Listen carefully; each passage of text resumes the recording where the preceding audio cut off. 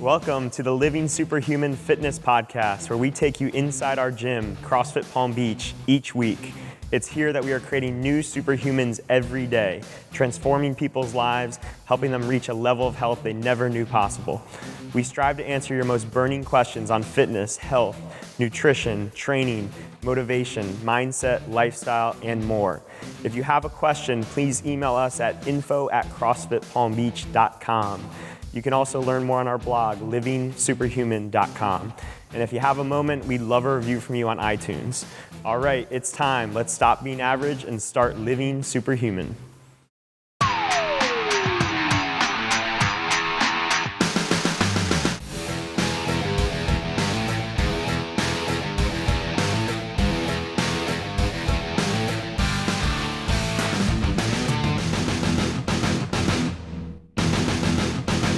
Hey guys, welcome to the Living Superhuman Fitness Podcast. My name is Andrew Frezza, and I am joined today by Craig Avera, Tony Frezza, and Brendan Williams. And today we're going to be talking about where it all began. We're going to be talking about the history and also a little bit on the future of CrossFit Palm Beach and where we all started and where it's going over the next couple of years. So we started back in, we're coming up on our 5-year anniversary this December. So pretty exciting stuff. Craig, being the newest one in the bunch, he's going to kind of take the position of the listener, not really knowing too much about where we started, and he's going to kind of run the show here, and Tony, Brendan, and I will chime in with our experience of opening up the gym and be a part of it. So Craig, take it away. Yeah, so we're going to flip the table on old Drewski here. Kind of cool. And this is kind of cool for me because, you know, I know X amount of information about the history of CrossFit Palm Beach, but this will definitely be cool for all the members to learn where it started. So, Andrew, it seems like it was kind of your original idea to get this thing going. How did you first hear about even CrossFit in general? So I found CrossFit in January of 2011. I just quit my job working for Norwegian Cruise Line doing sales. Was a couple years out of baseball, just kind of working out on my own. And I remember being bored with my routine at Gold's Gym, and I drove past this sign. I was living in Davie, 595 kind of runs east to west there, and I got off at an exit, and there was this little sign nailed to a telephone pole, and it said Extreme Fitness, and it had a phone number. And I don't know why I thought to call this number. I think I was really pretty desperate with my workout routine at the time. But I called this number. It turned out it was a CrossFit gym like 2 minutes from my condo. So I go in there, I schedule like a gym tour, and I immediately kind of fell in love. I saw people that were working hard and sweating, and that was like just the first thing I remember, dropping weights, and I just immediately kind of fell in love with it. So I signed up right on the spot and dove right in. So you weren't apprehensive. There's nothing about it's a very intimidating setting, you know, for anybody, and let alone like kind of back then when it was so new and raw. Was there anything that you noticed at the time that was kind of like, ooh, I don't know if this is for me, or were you just like 100% head in? I definitely wasn't fully convinced right off the bat, but I knew it was worth a shot. I signed up for a year membership. They only had year contracts there, so I definitely was convinced enough that I was like, I'm gonna give this thing a shot for a year and see what happens. Once I did get into it, it did take a while for me to get fully convinced. I had an LA Fitness membership, and I would bounce back and forth. So I would do like 2 to 3 days a week of LA Fitness, my kind of like bodybuilding routine, and then I would do a couple days a week of CrossFit, and I kind of bounced back between the two. And at first, I honestly thought CrossFit was not sustainable because I had a certain way of training at LA Fitness, and then when I would go to CrossFit, I would just demolish myself. Like I would go so hard that I felt like I needed 2 or 3 days to recover and do my little workouts on my own before I came back and did it again.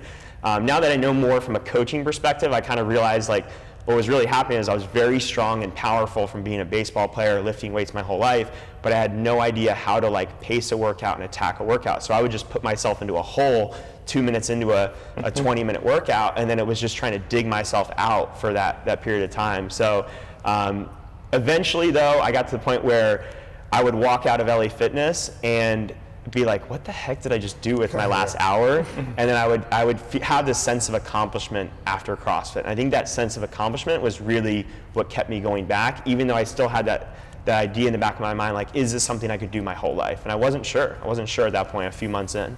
And then here we are. So obviously at some point that switch becomes, that fire even ignites more. You know, you're doing it as a member at another gym, and then at some point, you know, you had to realize this kind of like vision. So I mean, at what point were you like, okay, you know, this is something I actually want to turn into like a life, like this is going to be my life. Like if I open the CrossFit gym, you know, that's kind of a forever type of thing, like a baby that never grows up. So, or continues to grow up. So at what point was that where you were like, okay, this is it, I want to open a CrossFit gym? Yeah, definitely still a baby that's trying to grow up. Always but, a baby.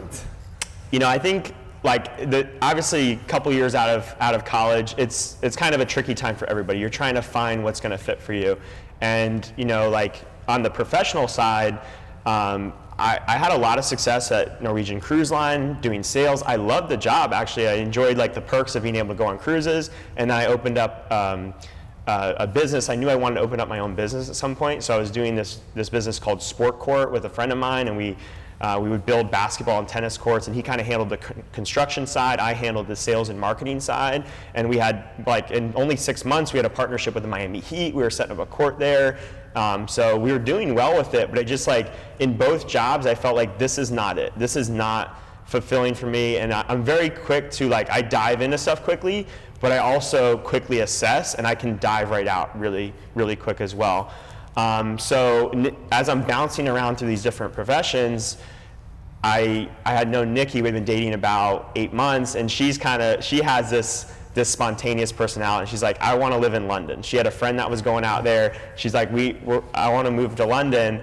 And I was like, all right, I'm going with you. Like, we're going to do this. Like, I'm going to sell my position in this business I had with my friend, the sport court business. And I was like, we'll try it. Either we make a life out there, or we go until the money runs out. Yeah. So this was like 6 months into CrossFit. I found a CrossFit gym out there. And it was really cool because at that CrossFit gym, they had a very different approach from the gym I was at in Davie. And it really kind of hit me a little bit harder. I loved the gym I was at in Davie. There was nothing wrong with it, but this was just more my style, and I saw myself kind of just being a part of this a little bit more. So their coaches were really good. They're really good at coaching the fundamentals and coaching all levels in there. And it really reminded me of the way my dad coached us growing up when we were playing baseball. He used to give us like little handouts after each practice where we would like set goals on the sheet. We're 10 years old and we're writing down goals, and he'd have lesson plans for the Little League practice. But we had a lot of success. I mean, we had a ton of success as baseball players. So we saw this organization, this lesson plan, the focus on the fundamentals. We saw it, come to provide results. So when I saw this CrossFit gym that had similar elements, I was like, you know what? I can kind of see myself being a part of that. And also at the time, Tony and I had started a blog. We had started this blog, Paleo Superhuman. So I had gotten into the paleo diet through CrossFit. So I don't know if you want to chime in on kind of what your experience was at the time. Yeah, I think around that time, this was like 2011 going into 2012, and we had done like these paleo kind of resets, challenges, and like seeing great results with it, which our blog turned into Living Superhuman to get away from like the kind of paleo name. But to pair the nutrition side and the results we were seeing there, like we knew we needed something more on the fitness side. And like I saw Andrew have the results first, and like Andrew's always been a little bit chubby. Like, I don't mean to like, he's always had a little bit of a gut on him, all right? And We'll edit that out, Mike. It's gotta go. But like all of a sudden, I think it was like summer of 2011, Andrew's got like six pack, like wash for it. And I'm like, holy crap, like I need to step up my game. Like, so yeah, I'm the chubby one now. Exactly. That's interesting. So you discovered CrossFit first. I mean, Tony, did you know that Andrew was doing this at first, and we're just kind of like, oh, this is just some fad, you know? I knew a lot of friends doing it actually, like former people that I used to play with, sports with. I saw them doing it, and kind of like how Andrew said, like it just looked too intense. Like it looked like everyone was just crushing their bodies every day. But by the time like I saw Andrew looking better than me, it was like coming on 2012, like that new year, you want to start something new. I was like, all right, like I'm jumping in, like all the way as much as I can to. And you were all into, like, once you said, I'm doing this, you like, Yeah. You didn't have one foot in, one foot out? No, I set up my garage, outfitted it with stuff, had a pull-up bar, so like the first workout he gave me is like half Cindy. So we do like a 10-minute Cindy. Right. And it like absolutely destroyed me. I was sore for like a week after that, but I loved it. Like I was like, wow, like I could see where this gets results. Right.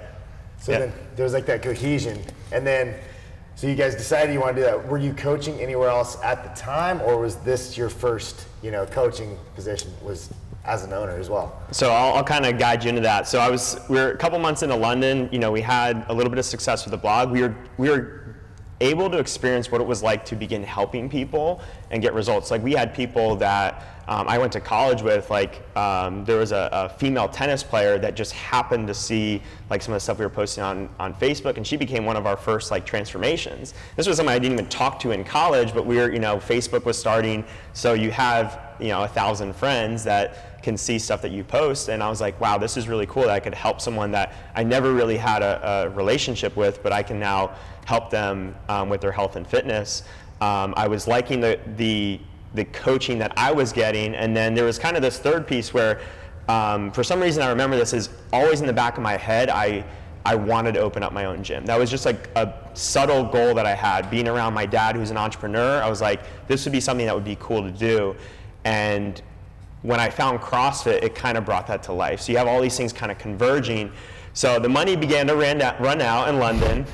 We knew we were coming home soon, and I came back with the decision that I'm going to coach as much as I can with the goal that if I like it, I will open a gym. So like the goal was I'm going to open a gym, but I need to at least enjoy the coaching side before I try to dive in and open a gym. So I signed up for the first level one in Florida. It was December of 2011, and it was at Peak 360 in Miami. I did that. As soon as I did that, I sent out my resume and called probably 50 gyms within a 50-mile radius of Davie. That's because I moved back to my condo there. So the first place I got hired was CrossFit Key Biscayne, which is off the southeast coast of Miami. So that was like a 45-minute drive to CrossFit Key Biscayne. And then shortly after, I got hired by CrossFit CVI in Pompano, which was like 35 minutes north. So there were days where I actually coached the 6 a.m. at Key Biscayne, coached the 4 o'clock and afternoon classes at Pompano, and it'd be a 90-minute drive between the two locations. And I remember like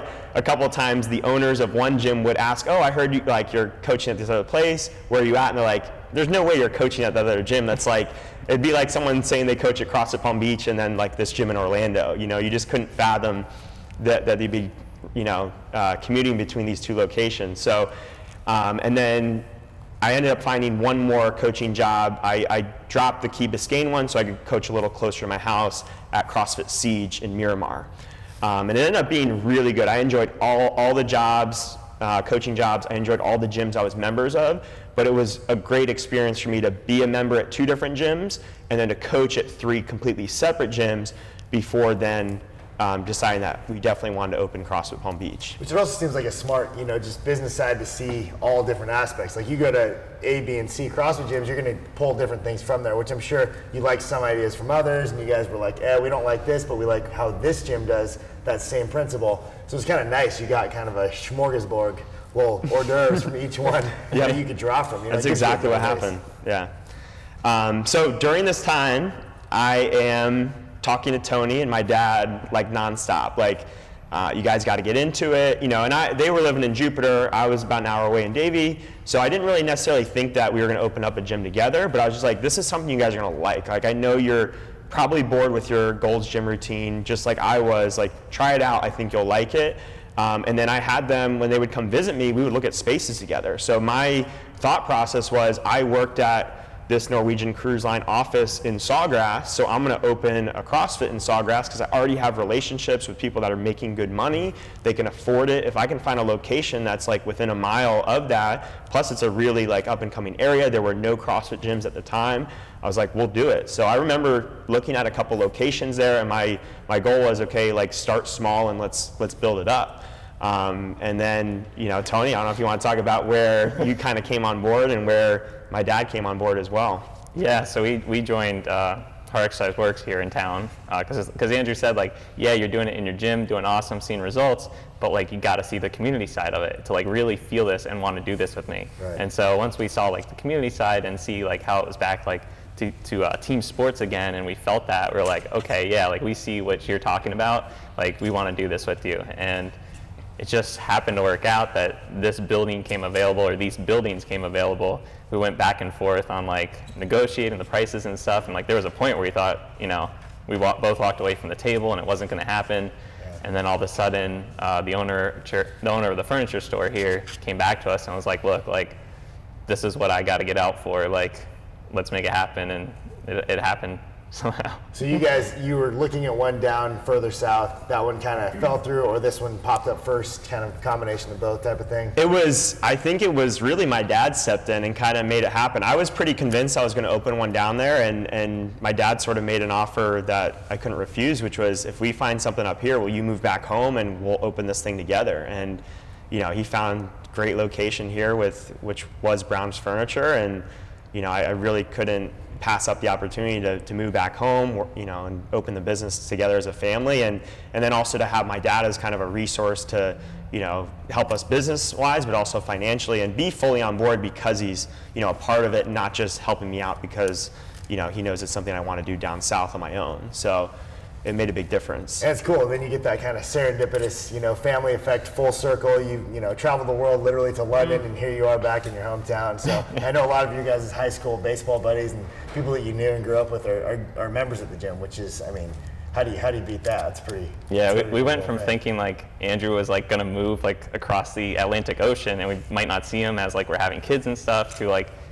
we see him every single day. Like, crazy. and like now we have like our kids together and like can babysit each other's kids. Yeah. Even though we need to do that a little bit more. Yeah. But I mean, it's really cool that like that whole dynamic has changed. You just never know where life is going to take you. Yeah. And I think when we were starting this, like I was all for helping Andrew on the business side. I went to school for economics, had a lot of like accounting classes and stuff. I was like, I can handle the business side as much as you need me to when we start this together.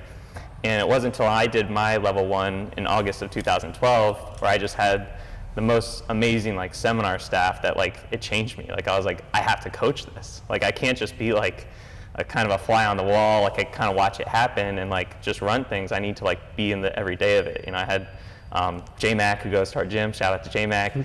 Jenny Orr, Andy Hendel, Christmas Abbott, and then Chuck Carswell was running it. And Chuck is just an amazing influence to like get you motivated about CrossFit and about helping people. And that after that, it was like, this is what I want to do.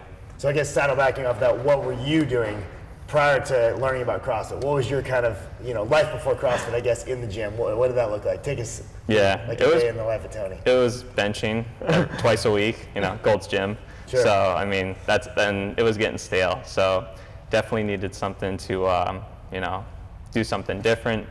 Once Andrew like gave me like how CrossFit worked, I started training some friends in my garage. So we did have a little bit of a community feel, like, you know, come on over, we're gonna do this workout. Yeah. So, but it was really cool to like finally get into this gym and just see that grow. And I think, you know, one of the things that Chuck told us at the level 1 was like, guys, use this tomorrow. Like, don't go home and sit on this knowledge. Like, use this tomorrow. So we didn't have the gym open. It was like another, you know, 6 months or whatever. So I'm like training, like coaching as much as I can in my garage. And then, you know, once you get the doors open, it just, I don't know, it's just kind of self-fulfilling. Like it fulfills that love for coaching the more you do it. You get people like Pat and Mike Anthony and Bob and Steve. They're still here today. Like that just really just make you love this stuff. Okay, and then kind of let's fast forward to like December-ish 2012 when you guys are getting ready. I know firsthand, like opening a business is way more stressful than you ever would imagine it could be, and you run into all sorts of things. Were there any like notable, I guess, obstacles or just you know, hiccups, bumps in the road that you guys came across that you didn't expect or just kind of shocked you leading up to the opening? Yeah, there's a lot. I mean, as you know, dealing with building stuff there's always more stuff. It's always a slower process with the town and construction than you want. But one of the funny things that happened because of that is, like, we had planned to open on a Monday, December 10th, and that was like a pretty set opening day that we wanted to do. We were going to do free workouts on Saturday and Sunday so people could try it out and sign up and start on that Monday.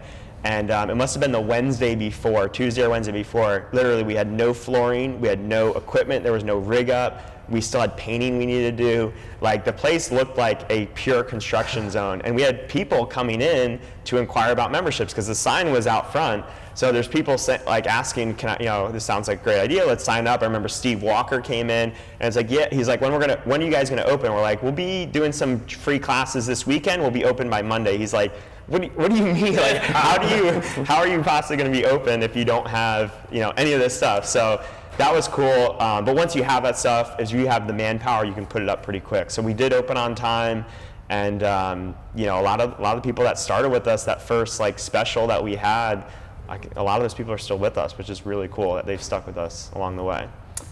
Was there like a general excitement was it mainly people who had come from other gyms, like as your first initial group of members, or was it a lot of new faces who had never really seen CrossFit even heard of it? Like, a lot of people I think were pretty new to it, yeah. Which I think is good. I think if you're trying to build a community with people that have preconceived notions, it can be a big hurdle to overcome. And I think because we were able to start fresh, and these people were able to, especially with myself and Tony, I had more coaching experience, but I still was very new to coaching, and I was still building my confidence as a coach. And to have people that didn't know too much about it, that really were, trusted us. I think it was big for us. So that was cool.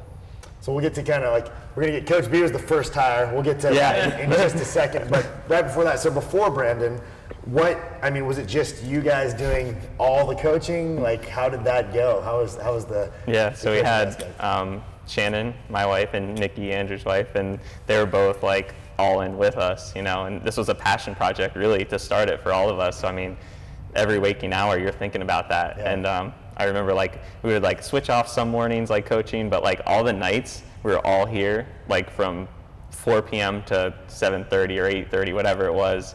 We were just here all the nights because that was our biggest classes. Our 6 p.m. was 30 people, and we're like, crap, we need to get more space. And I'm sure the schedule was a lot different, but you're still coaching, Yeah, I think it was basically 7 classes a day, and now we're up to 10, not even including what's going on in Beachfit over here. Yes. And we just had the one building. That's kind of a key component. So we just had what's now the North building, the Beachfit building, 4,000 square feet. And we were just focused on basically CrossFit classes. We had CrossFit classes, I think 4 in the morning, 3 at night. And I think we added a fundamentals class after the first month once, because basically our first month was pretty much fundamentals for everybody. And then after that, we kind of added a weekly fundamentals that you would go through at 7 p.m., which I think became that 8th class. So, but yeah, it was the 4 of us, me, Tony, and our wives. So Nikki was still my girlfriend at the time. And then Brendan walked in one day and we're like, who's this 15-year-old that's got beautiful red hair, and we should hire him. Program, So how did you what was your start, Brendan? What was it like for you? So I was going to a gym that Tony started at in Jupiter, and I forget who told me, it's the members were talking over there, oh, some of the members, or that used to be members here, are opening up a gym in Tequesta, let's go check it out. And I was like, okay. So one day I was like, all right, didn't show up to that gym, and I just came here and I worked out. I remember there was I don't know, maybe 10, 12 people in the class. I walk in, Nikki's at the front desk. She welcomes me in, signs a waiver. I'm like, all right, ready to work out. Here I come. I was probably 17 or 18. And then I think it was late December or early January. So I was still getting the groove of the business. And I've been here ever since. So it's been a long journey, but it's been a good journey. So did you start as a coach pretty much right away, or were you a member for a little while first? So it's a pretty funny story. So I came in, and I don't know if they thought that I was going to join or not, but I came in and I just kept coming, and I don't think I ever signed up for a membership, and I kept coming for 2 weeks. You actually both passed it. Right, it's only 5 years past. Still working that off. No worries. Still working that off. Right. So I never really had a membership, and then I kept coming, and I think I sat down with Andrew, or some sort of emails were going back and forth, and then we were talking about possibly a part-time job, and then I just thought about it. I was like, no, I'm in school, no, I don't think so. And then a couple days later, I was like, Yeah, I think so. Then I come back and then we kind of sit down and chat, and sort of like part-time, I was like helping out, like clean the gym and like assist coach and demo and stuff like that, and just kind of progressed off from there. I mean, just a couple months until I was like on my own. Yeah, and then take my level 1 and all that. So It's an awesome journey. I mean, it's cool that you got to pretty much grow completely within these walls, and I Right. guess those Yeah. walls too. Which, I remember approaching Brennan after a couple times of him dropping in, because I just saw he actually would just like help some of the people next to him. We'd be doing a strength workout, there'd be like downtime, and he would like help someone next to him, and just the fact that he genuinely wanted to help people, he's seen, and I've always kind of been drawn to like younger people who are really passionate about whether it be the competing side or coaching side or just helping people.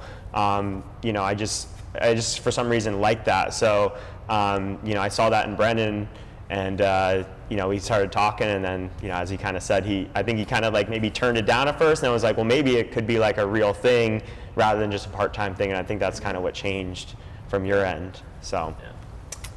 and here we are, 5 years later. So you guys saw something in Brendan before you really were Yeah. that serious about making this kind of a career, Yeah. I guess. And then I started. I mean, there's like little funny stories, like me writing on the board and Nikki and Chandler like, your handwriting is terrible. Get away from the board. Still probably happened. You're left-handed. That's left-handed. It's not writing your with my fault. wrong hand for 23 years. It's difficult. I tried it once, and it looked terrible. Yeah. Again, so if for anyone who's around the area, I mean, this is one of the nicest CrossFit facilities I've ever been to, and I've been to a lot of gyms. It's second to none, not only in this area but also just in the country, probably even the world. I mean, you can't get this kind of facility with 2 buildings where you're running multiple classes with the level of coaching you guys provide, with the front desk. It's just, you got the full. It's the 4 seasons where everyone else is staying at the Holiday and they don't Like even the realize Ritz. it. The Ritz. The Ritz. They're at the same level.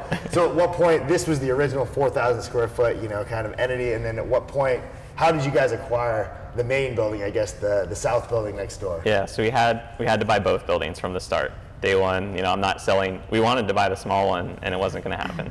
So, my dad, our business is real estate management development. So we went ahead, jumped in, bought both buildings. We were like, we're just going to, fix that one up nice, make it rentable for someone. So got it on the market, got on the rental market. Almost a whole year went by with like nothing, partly because everyone's starting to order their furniture offline, and that's really the only use that it could have gone back in there. Something along the lines of like a home store, or like a home improvement store, something like that, because the parking's very limited, and you can't just have 1 million people come at one time. So, you want to say something? Yeah, well, I was just going to say, the parking was an issue. So at that year mark, it was one of those things, okay, we gotta do something. Either we got to try to like rezone it so we get more parking. My dad was talking about buying like the Pinders parking lot or Pinders area so you could use the back for parking, and then you could kind of rezone it. And then, we just were at a point where the business was doing well. Obviously, we're just in 4,000 square feet, and we're like, you know what, screw it. Like, I live a mile away with my wife. Tony lives a mile away with his wife. My parents live a mile away. We're not going anywhere. Like, let's build like the CrossFit Mecca. Let's build like the best possible gym we could create. Let's use both buildings and just go for it. And I think it was a mistake at the time, like looking back. I just think, even though we had some success in this small building, we essentially tripled our footprint, and we tried to do too much too soon. Like, we tried to add a boot camp class before I think we were ready, tried to add a lot of specialty classes before we were ready, and I think in that sense it was a mistake, instead of just like doing what we did really well and to do it better and keep doing it better. So I think it took like a good 1.5 years to really grow into it. And then like right when we were hitting our stride, that's when the whole like Cat 5 PSI situation happened, where the roof caved in at Cat 5, and a lot of members needed a place to go, a lot of coaches needed a place to go, and like we definitely we respected them a lot. We definitely like kind of looked up to them in a sense, and we didn't want anything bad to come out of it, but in a lot of ways, that's kind of like right as we were hitting our stride, a lot of those members and coaches came in. So that was kind of a big turning point as well for us, because that allowed us to to add the Beachfit program and make it something that would actually stick, because we had a good base of people, and then a lot of this time it's been cool. So it's kind of fortunate, because with that large influx of members, which you may have been almost like a little bit overhandled, like if all these new members come in, you have the same staff, that becomes kind of a potential problem. But you guys also did gain a couple coaches out of that as well. yeah. So, So Zach and Josh both came over there, came up from over there. So Zach's been great, and Zach came from Palm Beach Boot Camp. Then he was doing the fit camp at Cat 5, and then he was just a perfect fit for the Beachfit. And he had so many people that loved him, and he deserves it, because he cares so much about clients, and especially those people that maybe wouldn't fit in a typical CrossFit environment. They're a little bit intimidated. He really cares for those people, and he was a key component of allowing us to grow a really good Beachfit program. Yeah, and that kind of happened like right at the right time for those gyms merged together, PSI and Cat 5, and then they came to us. As Andrew said, we were kind of hitting our stride. We were starting to figure out what it took to run both buildings. I think when you're starting a business, you just get pulled by every shiny object. They call it the shiny object syndrome. You just keep turning your attention to the new thing. And we finally got down to our values and what was important, and focusing on CrossFit and just doing that really well. And all the new people, it worked better than it would have if it had happened a year earlier. Yeah. It would have been a complete mess. Probably would have broke us all. As in the CrossFit community here. But I think it worked really well to assimilate those members into our values and what we had going here. it's cool, because I came in after this. I didn't really know Cat 5. I'd heard of it from this kind of anecdote, but I'd never seen it. So, but for me as a newer member, when I came here a year ago, I never noticed it never felt like there were two segregated communities. It just felt like everyone was cohesively bonded. So that was it was beyond me. So that was you guys obviously did a very good job of welcoming these almost outsider type feeling. It can be intimidating to go to a new gym where they can feel they have this air of confidence. I don't want to completely conform to this new system, but it seems like everybody's on board, and the community here is obviously, top notch. Were you around for that beat too? I was, yeah, it definitely was. I was kind of working out with Josh and Zach at Cat 5, or they would come here and work out. So we had some sort of friendship. So kind of heard what happened and chatted with Josh and was like, hey, you guys can come on over here, work out, and then we eventually sat down with them. Drew and Tony did, and kind of worked out a deal, which worked out for the best down the road. Nice. Yeah, and then Dom sneaked his way in there somehow.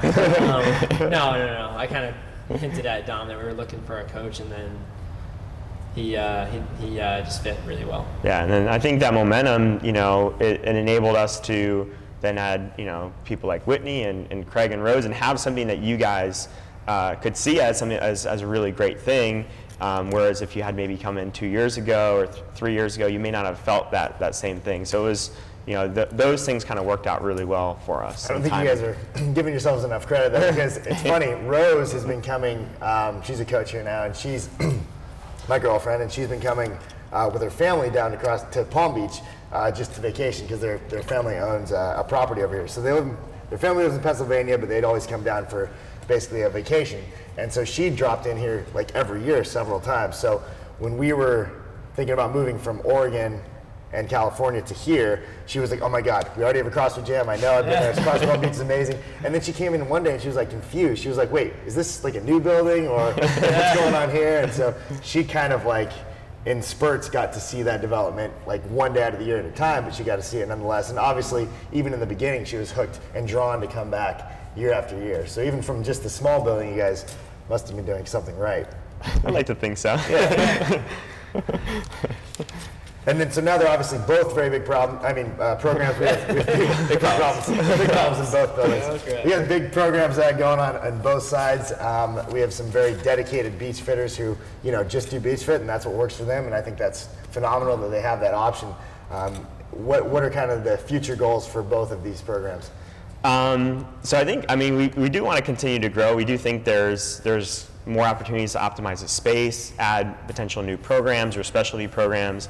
But when I think about growth, I think about making things better rather than bigger necessarily. For some reason, after 5 years, I still have no aspirations to open up a second location. I feel like this is very much our family, and in a lot of ways it is, in a literal sense. And I feel like to open a second location would be like starting a second family, and I don't want to be spread thin through multiple locations, even though from like a business perspective, I understand that there's a lot of gyms that kind of make a franchise out of this, like Brick and NC Fit and all these other gyms. But I really just want to make the single best fitness location in the entire world. Like, I want to make something that is a landmark in that sense. And we've thrown around a lot of ideas, but I think it's continuing to get higher quality. And I always come back to like the people who have been most loyal to us. Like, how can we make their experience, the people that signed up with us before we were even open, when there was no flooring here, like how can we do something that's going to add value to them? Because I think that's kind of the answer, is to go deeper rather than wider necessarily with like multiple locations. Yeah, and there's new ideas brought to us every day, and that's the what, but we always go back to our why. Why would we do that? And I think we have a pretty strong why, like Andrew just explained, and we just keep following that why. Yeah. So B, you want to hit on some of the ideas that we've kind of thrown around? We've been kind of chatting the last 6 months on some pretty cool ideas.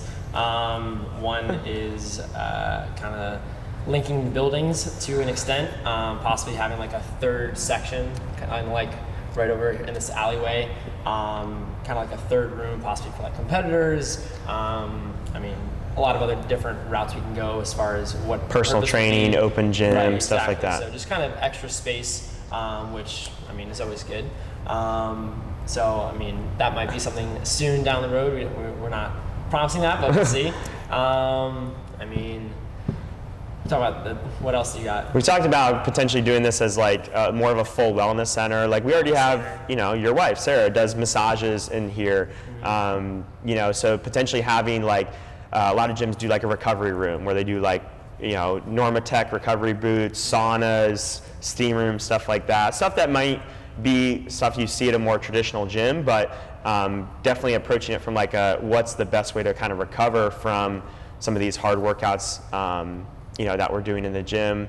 One of the goals that I have is really just from providing a career opportunity to coaches is a big one. Like, I want to professionalize what it means to be a CrossFit coach. I think a lot of people that coach right now do it as a hobby to kind of become something else. They do it as kind of a stepping stone to the next thing. And we see that. We see a lot of the local gyms, they hire people that have been doing CrossFit for 6 months, and then 6 months later they're not even coaching anymore. And I think we're really doing a disservice to the career of the coach, but then also the member, because they can't build a relationship and get the value that someone who's been coaching for 5, 10, 15, 20 years can bring and provide to the table. So we really are putting a lot of our emphasis on providing a career path for coaches. And we've been able to retain some really good people, and hopefully we can keep doing that and keep adding really good people to the staff, because we feel like that's going to really fuel what we have going on in the future. Yeah. Also, we're trying to add to the professionalism of how our profession is looked at. We want to be known as like healthcare professionals, where you're not, health insurance, healthcare, health prescriptions are high enough. Like, you spend enough money on the other stuff, like spend the money here so that you can prevent the other stuff. And I think that's what we want to really create too, is like be recognized as a way to prevent other health problems and live like just the best quality of life you can. Yeah. And then last thing I thought of is moving into the online world. We see that as kind of a big opportunity. So, we are very competitive, very ambitious. So, thinking that multiple locations is the goal, how can we grow? We see online as a big opportunity, and you see a lot of people already doing stuff like that, like Invictus, they have online programs, or CrossFit New England has like more stuff on the business side for CrossFit gyms, and we definitely want to get in that. And we see CrossFit Palm Beach as kind of like the laboratory. We're kind of testing and trying to keep making things better here, so we can then share that stuff with the world via the online platform. Very cool. All right, guys. I think that's it. All right, we'll wrap it up. Thank you for joining us. If you have any good ideas for the future of CFPB, let us know.